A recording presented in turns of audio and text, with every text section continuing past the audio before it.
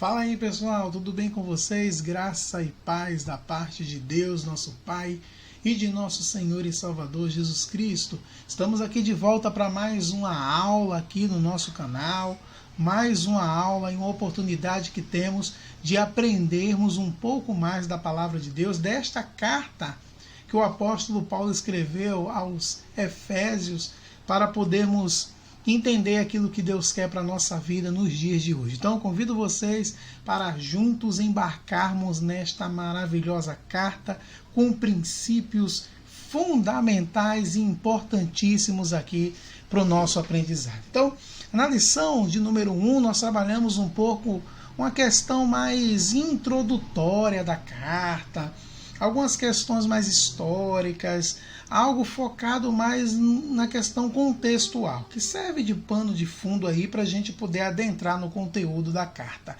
A carta de hoje, ou o capítulo de hoje, nós vamos trabalhar com o seguinte tema aqui, né? A sublimidade das bênçãos espirituais em Cristo Jesus. Então vamos trabalhar um pouco aqui no capítulo que estamos propondo, trabalharmos um pouco dessa sublimidade das bênçãos espirituais em Cristo Jesus. Então vamos lá. Quando nós trabalhamos isso, eu queria falar uma verdade prática. Ó, tem um cachorrinho aqui falando aqui no fundo, né, latindo aqui no fundo, não tem problema, tá bom? Ó, uma verdade prática é que Deus, deixa eu pegar aqui o ponteirozinho, o laser, para poder mostrar onde eu estou lendo, né? Deus nos elegeu em Cristo antes da fundação do mundo para que desfrutássemos das bênçãos espirituais. Quer dizer, Deus, desde a fundação do mundo, nos elegeu em Cristo. Como é que é isso? Nós vamos tentar perceber como essa eleição foi feita no decorrer da carta, tá bom? Então fiquem tranquilos. Então, a leitura bíblica hoje, que nós vamos estar trabalhando juntos, se você está assistindo posteriormente aí, se você quiser dar pausa aí, tá bom? Vai ser bem importante você dar uma pausa e ler Efésios capítulo 1, versos 3 e 4 e versos de 9 a 14. Ué, pastor, mas e os outros versículos? Os versículos subsequentes aqui, ó, porque Efésios capítulo 1 vai até o versículo de número 23, como está na nossa Bíblia Sagrada, tá bom? E vamos pular aqui os versículos de 5 a 8, que nós vamos retomá-lo em um estudo mais posterior, porque é uma coisa que a gente vai trabalhar um pouco mais aprofundada, sem nenhuma dificuldade, tá bom? Então não se desespere, nós não vamos pular versículos, nós vamos voltar para esses textos que eles são importantíssimos, ok? Então fiquem tranquilos quanto a isso. Uma questão de interação para a gente poder começar o nosso bate-papo aqui é que Deus planejou de antemão conceder bênçãos espirituais aos seus eleitos. Aqui a gente precisa entender que essas bênçãos revelam a grandeza, a excelência e a perfeição do projeto divino.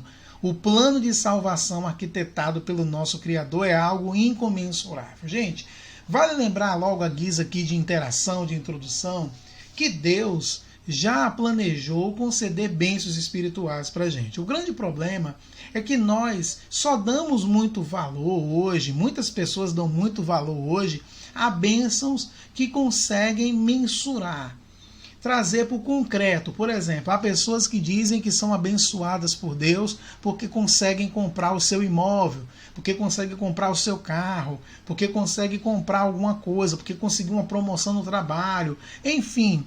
A gente reduz a bênção de Deus apenas a questões materiais.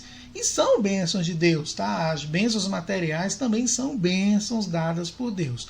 O grande problema é quando eu só foco nessas bênçãos materiais, em detrimento do meu crescimento espiritual. Às vezes uma porta fechada pode ser Deus falando alguma coisa para mim, para que eu possa me atentar, para que eu cresça espiritualmente. Mas muitas pessoas negligenciam as bênçãos espirituais. E Deus, desde antemão, né, de antemão, já planejou conceder e nos abençoar espiritualmente. Então, esse é um foco aqui que o livro de Efésios vai trazer para a gente. Então, em Cristo, ele estava reconciliando o mundo consigo mesmo, 2 Coríntios 5,19. Essa é uma doutrina gloriosa que revela o imenso amor de Deus. Devemos nos alegrar por isso, pois em Cristo fomos eleitos para desfrutar deste maravilhoso plano. Então, nós que seguimos a Jesus Cristo, a Jesus de Nazaré, nós fomos eleitos por Deus. Mas não é um tipo de eleição como existem algumas denominações que dizem que existe essa questão de que desde a fundação do tempo Deus já sabe quem vai ser salvo e Deus já sabe quem vai para o inferno. Não é esse tipo de eleição aqui. Isso aí é uma outra coisa, um outro momento. Aqui nós estamos focando no tipo de eleição da ação de Deus em querer agir ou de querer se relacionar com o ser humano. Foi iniciativa de Deus tentar essa reconciliação com o ser humano. Daí vem essa ideia também de eleição, é o ato de Deus eleger, ou seja, Deus, de antemão, já havia planejado que ele iria tomar a iniciativa para se relacionar com o ser humano. E a partir do momento que o ser humano retribui isso, ele passa a ser eleito. Então, nós vamos trabalhar um pouco dessa questão. O objetivo geral é esclarecer as bênçãos espirituais concedidas por Cristo Jesus. E nesta lição nós vamos trabalhar aqui, refletir a respeito da nossa nova posição em Cristo, evidenciar a realidade de uma vida cristocêntrica neste mundo, explicitar que o Espírito Santo desempenha importante papel no plano da salvação. Então, a partir dos capítulos que nós lemos, que você leu, aí de Efésios, e interagindo aqui com aquilo que nós conhecemos a respeito das Escrituras Sagradas, nós estaremos estudando esses 3 pontos nessa nossa lição, ok? Então, a guisa de introdução, nesta lição vamos abordar a grandeza, a excelência e a perfeição do projeto divino para conceder bênçãos espirituais aos seus escolhidos.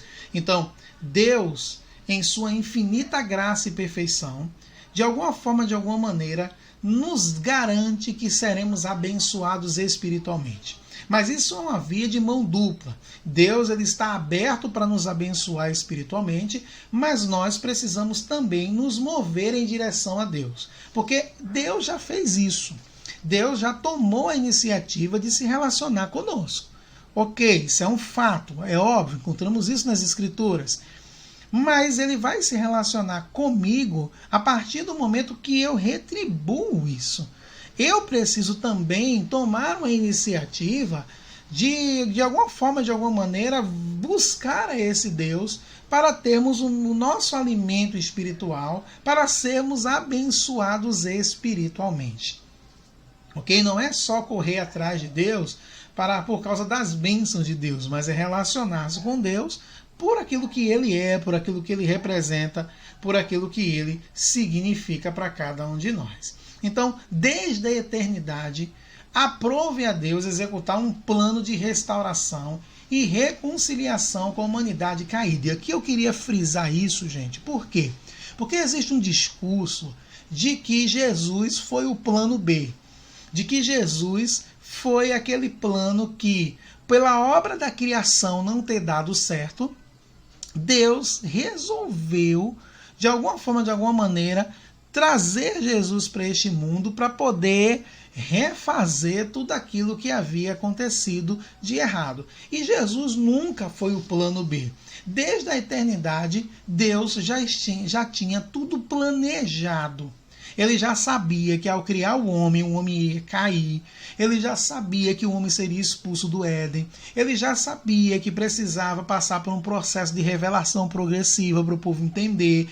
E aí vem Jesus como esse ápice da revelação de Deus para poder restaurar e reconciliar a humanidade caída com ele. Então Jesus não foi um plano B. Jesus já tinha sido planejado por Deus desde a fundação do mundo, desde a eternidade. Porque esse discurso de que Jesus veio porque o homem caiu e que Jesus foi um plano B, isso não encontra, de certa forma, alguma base nas Escrituras. Deus já havia planejado enviar Jesus para restaurar a humanidade caída, porque a humanidade já iria cair e Deus já sabia disso, tá bom? Então, nesta epístola aqui de Efésios que estamos lendo, o apóstolo Paulo nos convida a louvar e a glorificar a Deus pela sua bondade, misericórdia para com todos os pecadores, que aí nós vamos ver como se desenvolve essa revelação de Deus aqui. Mas um primeiro ponto que nós vamos destacar é a nova posição em Cristo. Tá? Quando a gente fala de nova posição em Cristo, significa que existia uma velha posição. Então, no passado estávamos perdidos e condenados à morte eterna. Mas, porém, contudo, todavia, entretanto, por sua infinita graça, Deus nos outorgou em Cristo o privilégio da salvação. Gente, estávamos caminhando para a morte eterna. Estávamos afastados de Deus. Mas agora nós temos e obtivemos uma nova posição em Cristo Jesus. A partir de agora, a partir do contato com Cristo, a partir do encontro com Cristo, a partir do momento que eu tenho consciência de que agora eu vivo uma nova vida em Cristo Jesus, a partir desse momento eu passo a viver em novidade de vida. E essa novidade de vida faz eu experimentar uma nova posição, um novo estágio, que nós chamamos de salvação. A partir de agora, eu que estava perdido, a contraponto aqui, que eu que estava perdido, agora eu tenho o privilégio da salvação. Antes eu agia de determinado jeito, hoje eu ajo de outro jeito. Antes eu estava caminhando para a morte eterna, hoje eu estou caminhando com Cristo para a minha vida eterna. Então, toda vez que a gente faz esse contraste de a nova vida em Cristo Jesus, significa que nós tínhamos uma velha vida. E logo no início, ele faz aquilo que chamamos de doxologia, ou seja, após expor os versículos de abertura da epístola, capítulo 1, versículo 1 e 2, o apóstolo Paulo apresenta uma sequência de texto que se caracteriza pela verdadeira adoração e bondade ativa de Deus. Como assim? Ele começa pela frase: bendito o Deus e Pai de nosso Senhor Jesus Cristo. Então ele já começa expondo, na verdade, essa questão de que esse bendito significa digno de louvor. Então ele começa o texto na sua doxologia mostrando exatamente isso. É como se dissesse assim: todo louvor agora é dado a ele. Todo louvor pertence a ele. Nós somos instrumentos do louvor de Deus. Então, por isso que ele começa nesse texto, no versículo 3, você pode ver, dizendo: todo louvor seja a Deus. Todo louvor seja a Deus. Não é mais nenhuma outra figura a não ser a Deus a partir desse momento. Então, aí ele vai trabalhar um pouco a questão das bênçãos espirituais. Que bênçãos espirituais são essas? Obviamente que as bênçãos espirituais, como nós falamos, não são materiais, mas provenientes dos lugares celestiais, isto é, do reino espiritual. Então Deus quer que nos relacionemos com Ele para que Ele possa nos abençoar espiritualmente. E essa bênção vem diretamente desses lugares celestiais. E que bênçãos são essas? Né? Essas bênçãos são mencionadas na longa passagem de Efésios, capítulo 1, versículo 13 ao versículo 14. E nós vamos numerá-las aqui. Que bênçãos são essas? Primeiro, Deus nos elegeu para sermos santos. Isso é uma bênção, gente. Nós somos santos em Cristo Jesus. Mas essa santidade aqui que nós devemos buscar não deve ser uma santidade pesada, mas deve ser um prazer. Ser santo não deve ser um sacrifício, mas deve ser um prazer, porque isso é uma bênção. Essa limpeza, essa pureza na nossa vida, na nossa alma, que nós precisamos ter. Deus nos elegeu para sermos santos, para sermos separados, para podermos, de alguma forma, de alguma maneira, desfrutar da presença dEle. Então essas bênçãos aqui que Efésios vai mostrar, ele vai numerar, e vai dizer, olha que bênção, quais são as bênçãos espirituais que Deus tem para a gente. Deus nos elegeu para uma coisa, nos elegeu para sermos santos, mas também predestinou-nos para sermos filhos. Nós somos filhos de Deus. Isso é bênção. Eu posso até acrescentar aqui que é muito honroso nós conquistarmos títulos nessa vida. É muito honroso nós conquistarmos nossos diplomas, conquistarmos as nossas coisas, termos um status social. É honroso, mas nenhum título é maior do que ser filho de Deus. E Deus nos predestinou para sermos seus filhos. Desde a fundação do mundo, Deus já havia predestinado que nós poderíamos ser chamados de filhos de Deus. Então isso é uma bênção espiritual que não podemos negligenciar. Ter título de mestre, de doutor, de advogado, de médico, ou de engenheiro, seja lá o que for, isso pode trazer honra, é legal, maravilha, mas nenhum título é maior do que ser chamado de filhos e filhas de Deus.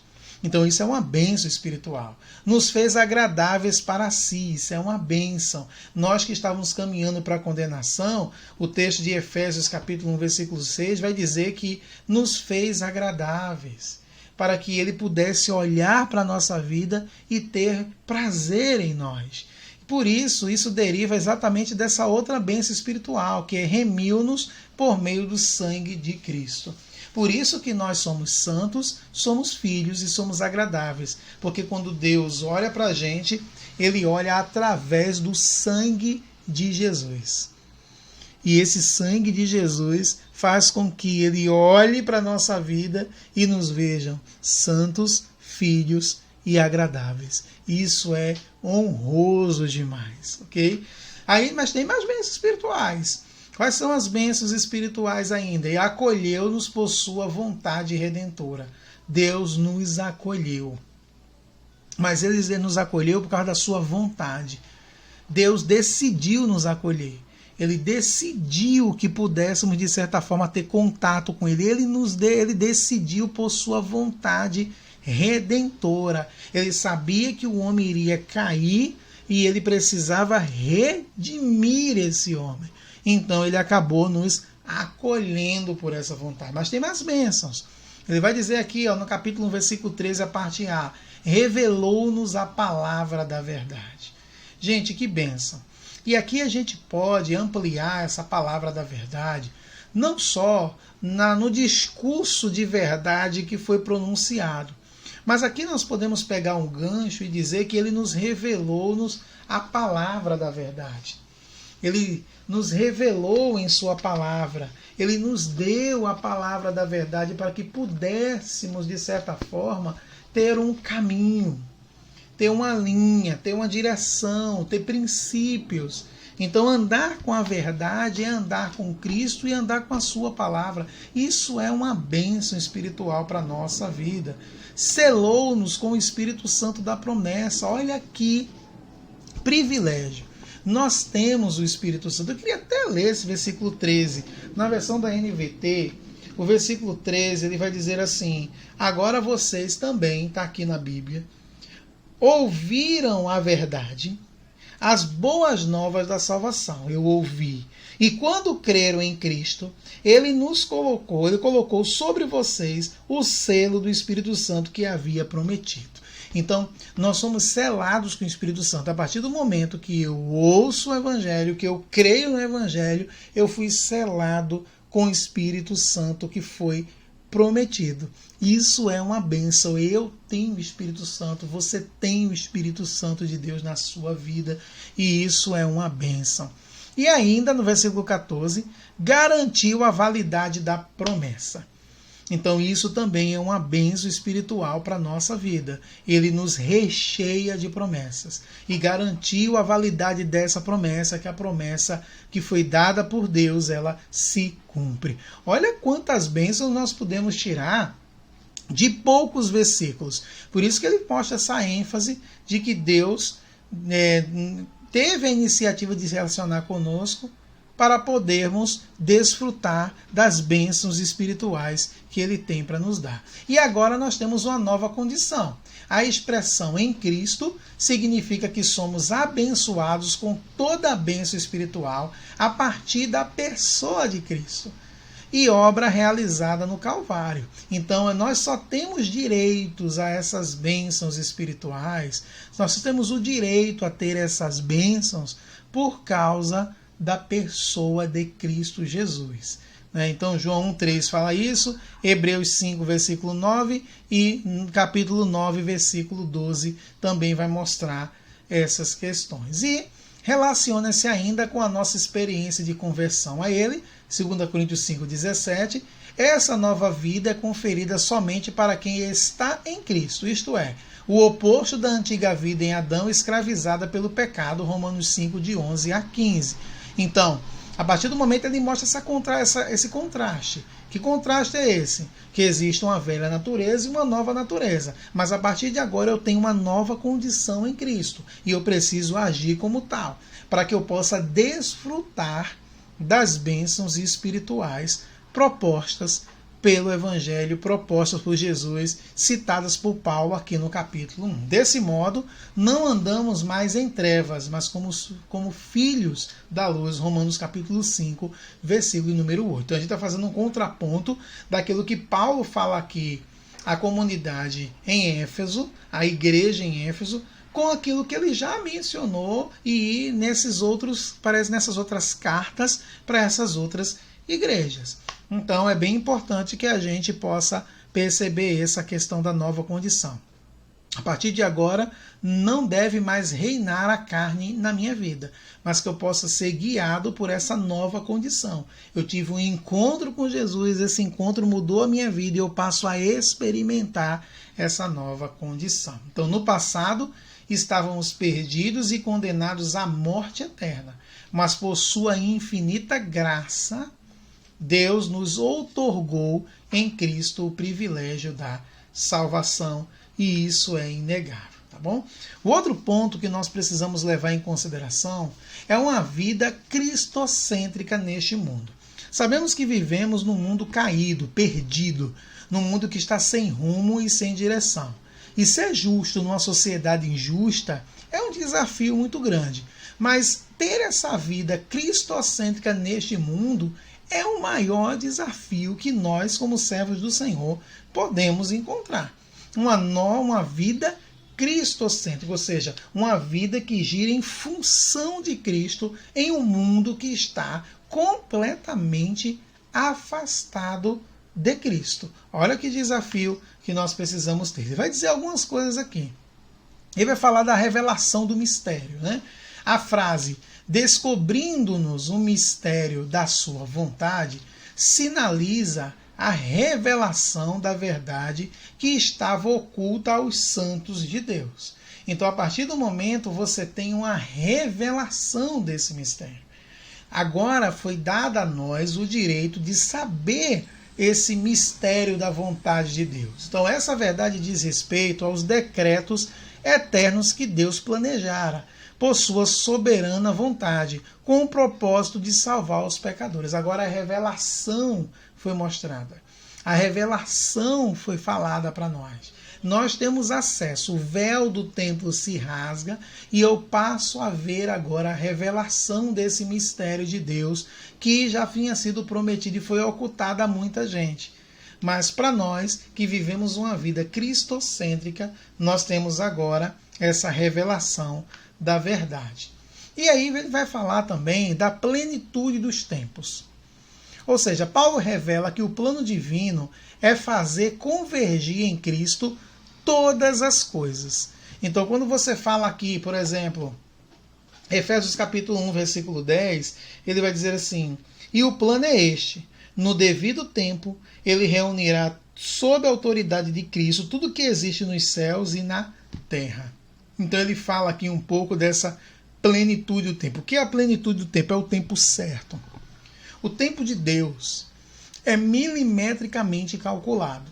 E nós precisamos entender isso. Senão a gente começa a achar que Deus está atrasado ou que a gente, de certa forma, deixa ser envolvido pela ansiedade e acaba atropelando as coisas. O plano de Deus é milimetricamente calculado. O tempo de Deus é exato. Então isso inclui tudo o que foi criado por Cristo, para Cristo e o que subsiste em Cristo, como nós vemos nos versículos aqui no capítulo João 1, de 1 a 13 e Hebreus 1, versículos 2 e 3. Então isso se chama a plenitude dos tempos. No tempo certo o plano de Deus se executa. E a gente precisa ter uma tranquilidade frente a esse plano. Então, plenitude dos tempos. Grave isso. É o tempo milimetricamente calculado por Deus. Isso implica dizer que todo o universo, céus e terra, estarão submissos à autoridade e soberania de Cristo. Como nós vemos em Romanos capítulo 14, versículo 11, 2 Coríntios 10, 5. Nesse sentido, a ruptura provocada pelo pecado de Adão é restaurada completamente em Cristo. Então a gente sempre faz essa questão, né, do pecado de Adão, da descendência do homem. Nós somos pecadores por natureza, porque descendemos de Adão. Mas agora temos Cristo Jesus. E esse Cristo acaba nos restaurando. E vai chegar um momento em que esse pecado ele vai ser completamente restaurado, que vai ser nesse dia glorioso de Cristo Jesus. Então, todo o universo, céus e terra, estarão submissos à autoridade de soberania de Cristo. E aí, esse pecado que causou a ruptura, que adentrou pelo pecado de Adão, passa a ser restaurado completamente por causa da pessoa de Cristo Jesus. Ok? Louvor de sua glória. É bem interessante essa expressão. O apóstolo enfatiza que as bênçãos são destinadas aos crentes, judeus e gentios, a igreja.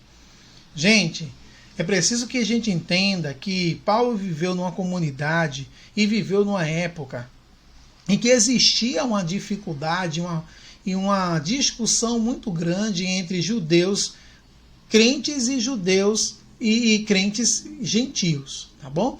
Então, os judeus não aceitavam muito os gentios, porque eles acreditavam que deveria ser de sangue, nascido. Jesus veio, Jesus era judeu e tal.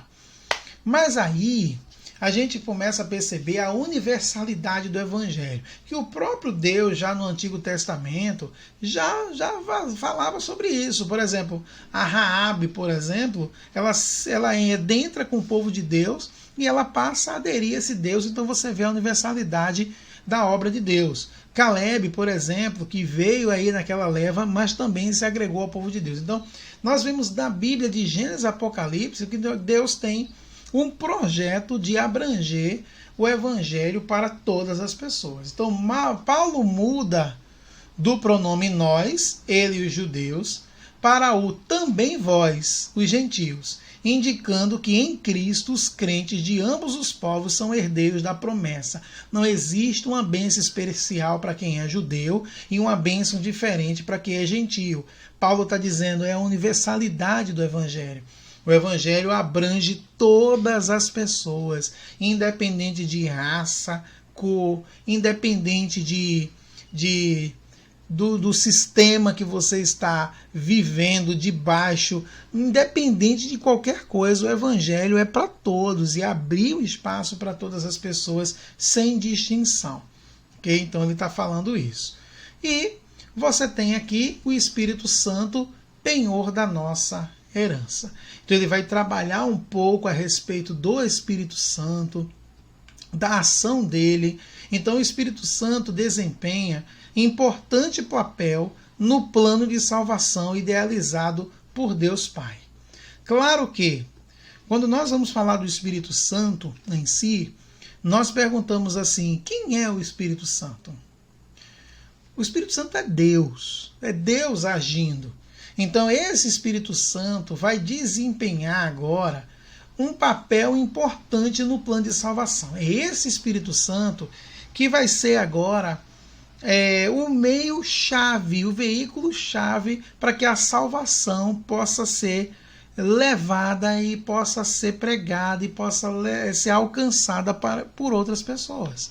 Então, o selo do Espírito Santo, aquele que ouve a palavra de Deus, o evangelho da salvação, e que por meio da fé se rende a Cristo, recebe o selo do Espírito Santo no momento da conversão. Gente, é no momento da conversão. Existem muitas pessoas que acreditam que precisam ter um momento especial para que o Espírito Santo desça. Não existe algo mais especial do que a conversão. A conversão de uma alma é algo precioso e mais que especial aos olhos de Deus. E nós precisamos também encarar dessa forma. Não é que você se converteu, você já recebeu o Espírito Santo.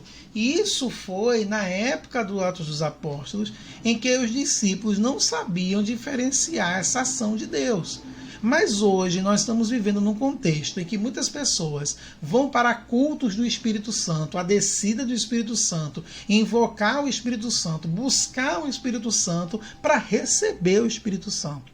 Isso é uma doutrina que não condiz com os princípios da palavra de Deus. O apóstolo Paulo, no capítulo 1, versículo 13 desse texto que nós estamos estudando, vai dizer que, tendo ouvido o evangelho da verdade e tendo nele também crido, foste selado com o Espírito Santo da promessa. Então, se você crê no evangelho, se você tem uma conversão genuína naquele momento da conversão, naquele exato momento da conversão, você recebe o Espírito Santo. Só que é preciso que a gente adentre em uns assuntos que é meio desafiadores para alguns. Eu sei que isso mexe com doutrina, mas eu sou pastor batista e eu acredito na revelação de Deus através da sua palavra, no seu estudo, na sua interpretação. Então muitas pessoas acreditam que a prova do Espírito Santo é o dom de línguas. E permita-me dizer para você que o Espírito Santo não está resumido em um dom. O dom de línguas, com as suas aspas, de línguas, que talvez em alguns estudos posteriores possamos trabalhar isso aqui, é um de vários dons que o Espírito Santo promove. A partir do momento que você diz que para você ter o Espírito Santo, você só precisa ter aquele dom específico, você está resumindo o poder do Espírito Santo atuando na vida da pessoa. Por exemplo, eu não falo em línguas. Eu entendo um pouco de hebraico, eu leio um pouco de latim, leio base grego, espanhol, ok, mas eu não tenho o dom de línguas. Então quer dizer que eu não tenho o Espírito Santo? Quer dizer que o fato de eu não falar em línguas, como muitas doutrinas dizem, quer dizer que eu não tenho o Espírito Santo? Deus me deu o dom do ensino, me deu o dom da palavra, Deus me deu o dom do aconselhamento, me deu tantos outros dons, mas isso não é prova de que eu tenho o Espírito Santo. Então isso é muito complicado quando a gente reduz o Espírito Santo nisso. Então o texto está dizendo que eu fui selado com o Espírito Santo, porque eu ouvi o Evangelho e eu criei. E a minha pública confissão de fé me levou ao batismo, e eu recebi o Espírito Santo no ato da conversão. É a prova de que eu tenho a consciência do que é pecado, do que não é pecado, o que é o que não é, porque o Espírito Santo convence o homem do pecado, da justiça e do juízo. Então resumir o Espírito Santo em um único dom é muito desafiador. Desculpe você que pensa o contrário, pensa diferente. Não estou aqui para polemizar. Também isso aqui não é motivo de que se é crente, se não é, se pede salvação, não pede salvação. Não tem nada a ver com isso. Tem a ver que aquele que ouve a palavra de Deus, que é o evangelho da salvação, por meio da fé, se rende a Cristo, recebe o selo do Espírito Santo no momento da conversão. E isso não tem o que discutir. Se tem manifestação, tem manifestação, o Espírito Santo não se resume a um dom. Tá? Nos tempos bíblicos, o selo era usado como sinal de propriedade e posse pessoal. Ao conceder o Espírito Santo ao crente, Deus identifica os que pertencem a Cristo. pois o Espírito testifica daqueles que são filhos de Deus, e o maligno não lhes toca, ou seja, o maligno não tem domínio, tem poder sobre ele. Então, quando a gente vê isso, quando eu recebo o selo do Espírito Santo, está dizendo o quê? Eu fui selado por Deus. Eu tenho agora a marca de Cristo em mim. E essa marca de Cristo é o Espírito Santo, que quando Deus olha para mim, me vê com essa marca. E a marca é algo que é bem interessante, porque muitas pessoas são movidas por marca. Quando fala em marca, a gente começa a perceber que pessoas gostam de ter roupa de marca, celular de marca, computador de marca, porque isso dá status. Gente, nós somos marca, nós temos a marca de Cristo. Nós temos o selo que comprova que agora nós somos propriedade exclusiva de Cristo Jesus. Então isso é o que deve nos motivar, nos levar.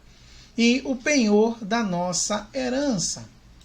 O termo grego arrabon pode ser traduzido como depósito, penhor, garantia, primeira parcela. Podia até acrescentar, primeira e única parcela. Então, o penhor da esperança, que é esse termo grego que significa depósito, penhor ou garantia ou primeira parcela. Então, nós somos exatamente esse penhor também, tá? O penhor da herança.